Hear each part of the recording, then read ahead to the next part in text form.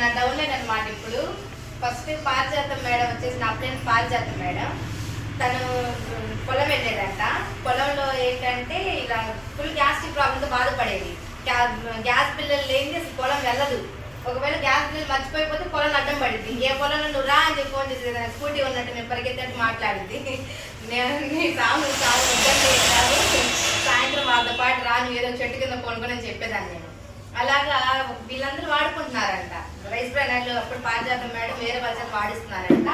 ఇలా rice brand వాడితే బాగుంటుందంట అని చెప్పి నాకు రోజు ఇంట్లో చెప్తుంది.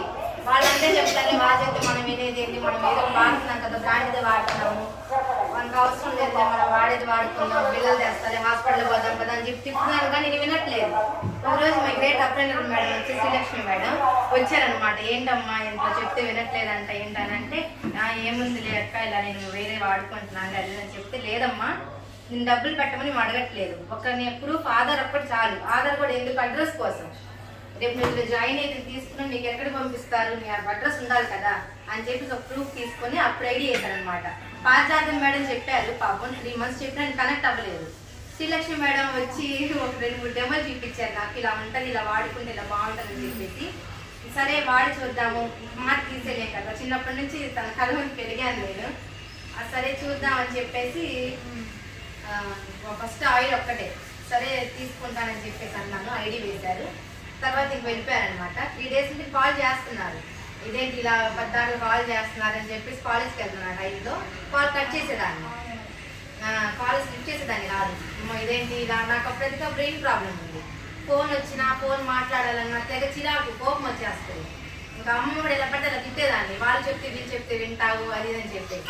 సర్లేమ్మా 1000 రూపాయలు అవుతాయి, ఇలా తెచ్చి వాడుతున్నాం. ఆయిల్ ఫస్ట్ పేస్ట్, ఆయిల్ సబ్బులు అలా వాడుతున్నాము, బాగుందంటే మేము హెల్త్ వాడుతుందు కానీ అన్నది. సరే అని చెప్పేసి ఫస్ట్ ఇంకా శ్రీలక్ష్మి మేడం ఫోన్ చేసి, వెళ్తున్నా కదమ్మా కాలేజ్ నుండి వెళ్తూనే స్టాప్ బై నష్టపేటలో కూడా ఉంది, వెళ్ళి ఇలా వాడుకొని దగ్గర కదా అని చెప్తే వెళ్ళి రైస్ బ్రాండ్ ఒక్కటి తెచ్చి వాడుకున్నాను. 1 weekకే బాగా అర్థమైపోయింది. మా అమ్మ గ్యాస్ ప్రాబ్లం లేదు, టాబ్లెట్ వేసుకోవడం మానేస్తుంది. ఇంకా ఏంటి అమ్మ టాబ్లెట్స్ ఇలాగ ఉన్నాయి, టాబ్లెట్ వేసుకోలేదంటే నాకు గ్యాస్ ప్రాబ్లం ఏం లేదు, బాగానే ఉంది ఆయిల్ వల్ల అన్నాను. సర్లే ఇలా ఉంది కదా అని చెప్పేసి మళ్ళీ మేడం ఫోన్ చేసి చెప్పాను, ఇలా ఆయిల్ బాగుందంట అని చెప్పంటే, సరే అమ్మ నీకు కూడా హెల్త్కి వాడుకో బాగానే ఉంటుంది అన్నారు. సరే చూద్దాం అని చెప్పేసి బ్లడ్ పర్సెంటేజ్ అప్పటికి ఆ రోజు హాస్పిటల్కి వెళ్ళొచ్చాను నేను. హాస్పిటల్కి వెళ్తే 6% ఉంది బ్లడ్. 2 ప్యాకెట్లు ఎక్కించాలి, నీకు బ్రెయిన్లో బ్లడ్ క్లాట్స్ ఉన్నాయి కదా, అవి ప్యాకెట్స్ ఎక్కించకపోతే నువ్వు పడిపోతావు అని చెప్పేసి అన్నారు. అదే రోజు కాలేజీలో పడిపోయాను నేను. పడిపోతే వెంటనే మా అమ్మ కాల్ చేసి, మీ అమ్మ ఇలా పడిపోయింది కాలేజీలో వచ్చి తీసుకెళ్ళని అన్నారు. తను ఏడ్చుకుంటూ వచ్చేసి పాపం ఇంటికి తీసుకొచ్చేసింది. ఇంకా అప్పుడేంటి గుంటూరులో చూపించుకున్నాం. 2 రోజులు హాస్పిటల్ అంటే 25,000 అయ్యాయి. ఇంకా లేదు, ఇంకా అమ్మాయి కోమా స్టేజ్ అనమాట.